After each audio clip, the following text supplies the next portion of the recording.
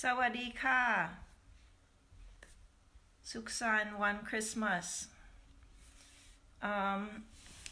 Hello everybody, and I'm sorry to bother you. None of us have time for this on Christmas Eve, but this is why I'm going live so that I could do it quickly.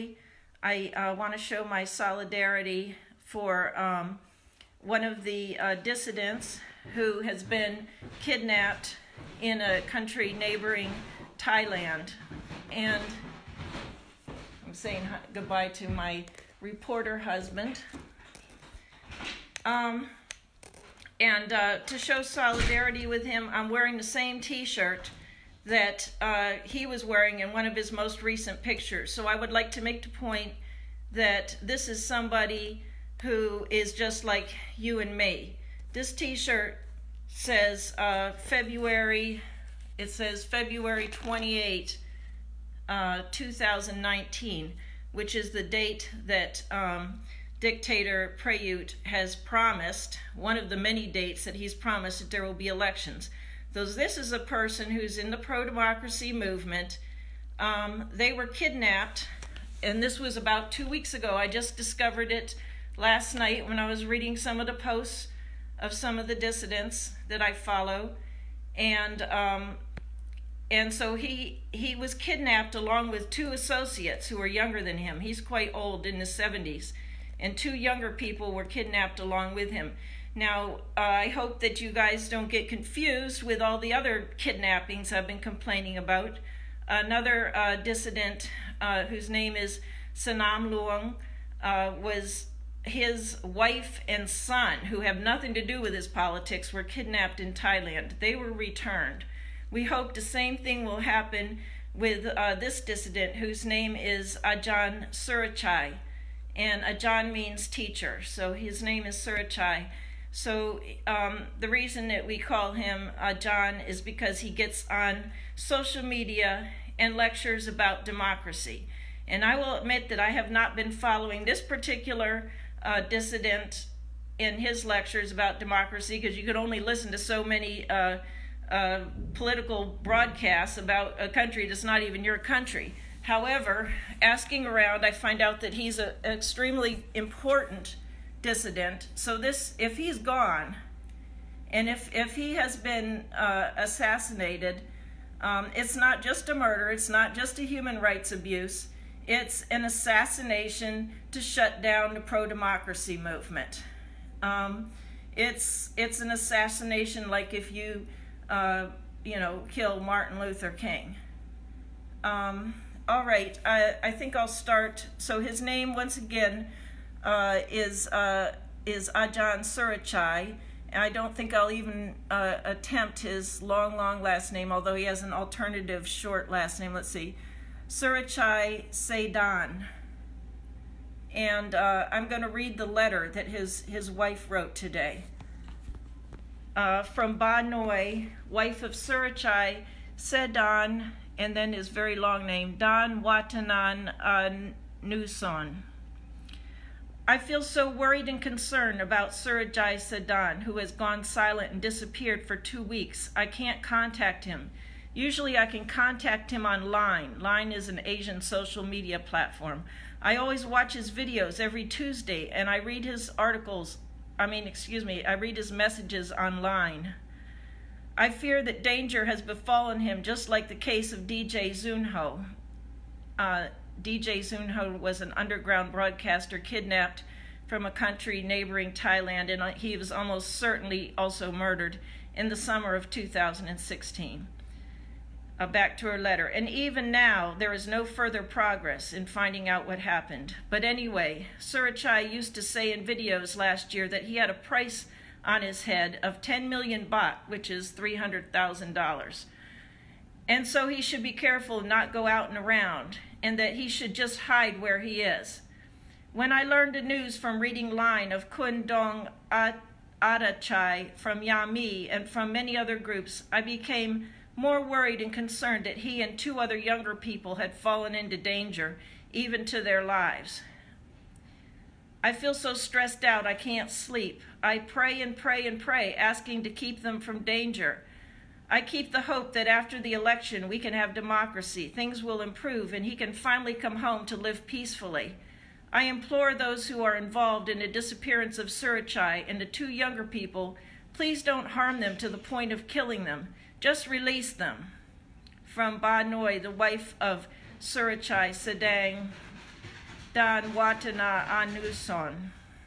December 24, 2018, at 3:09 p.m. Thailand.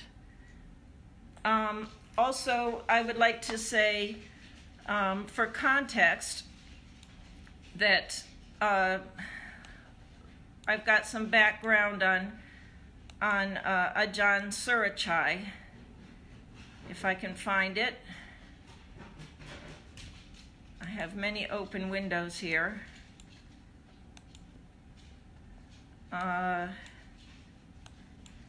Way too many open windows. All right, I'm going to just also say a shout out to my atheist friends. When I complain about these kidnapped dissidents in Thailand, it's very closely related to atheism, because these are people who do not believe the bullshit propaganda. They don't go along with the bullshit propaganda, although it would make their lives a lot easier if they did, because they think that the truth is a lot more important than hurt feelings or social ostracization or even their own lives. And I have a Christmas hat here. I have a Christmas hat, and on it is a picture of Thomas Paine. Thomas Paine was an American revolutionary, an anti-monarchist, and he was also a debunker of Christianity. Now, one of the reasons I get along so well with these Thai dissidents is because they will not go along with the bullshit. They don't care. They've got to, shout out the warning that something is going drastically wrong, even if it bursts everyone's fairy tale bubble.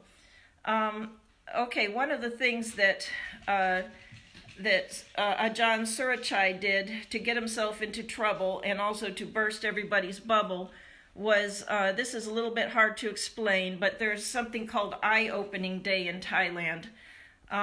October 13th is known as Eye-Opening Day, and I'll just read from this explanation I wrote a long time ago. For the past 10 years, October 13 has been known as Eye-Opening Day or Enlightenment Day among the Red Shirts. On October 13, 2008, Queen Surakit and Princess Chulabhorn attended the funeral of a woman whose name I won't be able to pronounce, who had been killed by police while protesting on the side of ultra-royalist yellow shirts. And she said some approving words about her. So she attended the funeral, and now I've got 2 dogs joining me. Come on. So the Queen attended the funeral of a ultra-royalist yellow shirt. And you would think that that would not be such a big deal, but it was a big deal because, watch out, I got many dogs. Here's my dogs. But it was a big deal because people had always assumed that the royalty would not take sides in political matters. And they thought that the yellow shirts, who were ultra-royalists, were protesting without the consent of the royalty. And when the Queen came to the funeral of this protester who had been shot during a protest, the red shirts, and many of them felt very, very insulted and very disappointed, actually, because they had actually been royalists themselves, and they thought that the royalty was above politics. Now, this doesn't seem like a big deal, but it was a huge deal. And what Ajahn Surachai went around doing was giving speeches in which he would hint that he wouldn't say it explicitly, but he would make hints that the monarchy was behind the troubles in Thailand. And so he would often hint at the fact that the Queen had been to this funeral. And he didn't even say it explicitly. He'd say something like, "You know who was at the funeral, the woman with the very red lips." So this is the kind of, criminal troublemaking that this person did, was just to point out that the Queen attended a funeral. And for this, for speeches like this, he and Somyat spent many years in jail for lèse majesty. And in fact, Ajahn Surachai had spent many years in jail since the 70s, and has spent much of his life in jail. So he's somebody that you can't shut down very easily, and that's why we're very worried that he has been kidnapped. Now, when he was kidnapped, it was not stated in the letter here, but apparently the truck or car that took him away had a Thai license plate. So it seems very similar to the case of DJ Zunho, who was in the summer of 2016, was grabbed off his motorcycle, and only one shoe was left behind. And people saw the people in camouflage grab him off the motorcycle, and that's the last anyone's ever heard of him. And I didn't know him, but one of my very best friends was very good friends with him, texted him all the time, never heard from him since. So this is a very, very bad thing. And there was another dissident the following year, Manoi, who is also almost certainly dead. And he was also similarly kidnapped by a hit squad with tasers, and they were speaking Thai. We don't know exactly how this happens, whether it's ordered directly from the Thai government, whether they just put a price on their head, like Ajahn Surachai mentioned that there was he thought there was a $300,000 price on his head, so then any vigilante could grab him.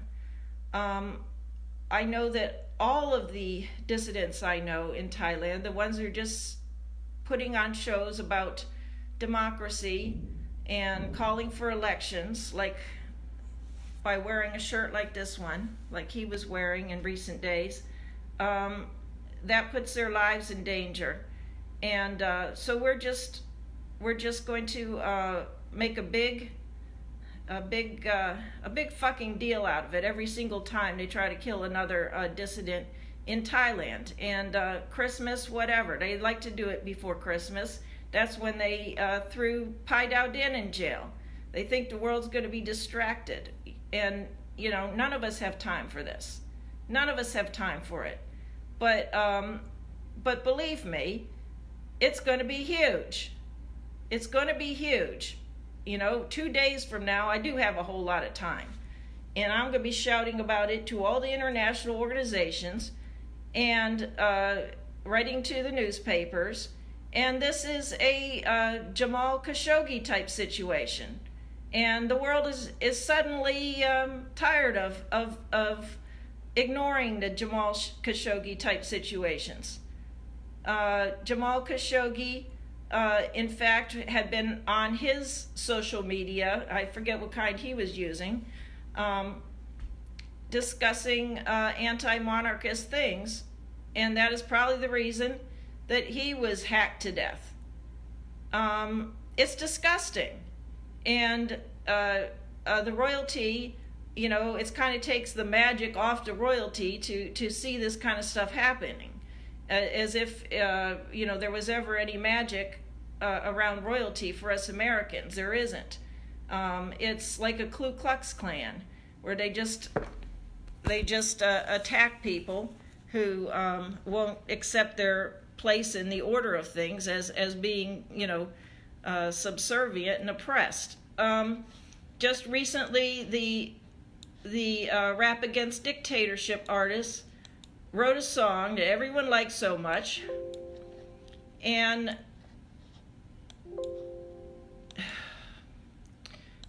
got a lot of open windows here. And the Rap Against Dictatorship song is extremely relevant, if I could find it. It's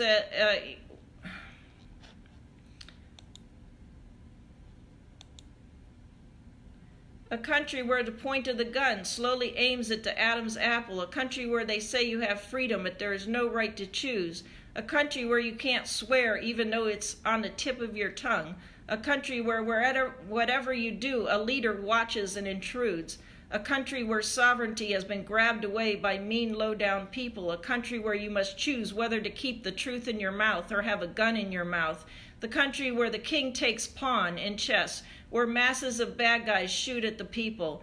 That's what my country has. That's what my country has. That's the translation of one of the verses in the Rap Against Dictatorship song. And everything they say in that song is true. And they just keep doing it over and over. I don't have a lot of time, but I want you to know that we're not ignoring this, and we'll be back on it right after Christmas. And we're calling for the release of Ajahn Surachai and his 2 associates. And we hope that they will be safe and returned, just like the wife and son of Sanam Luang recently. And I wish you a Merry Christmas.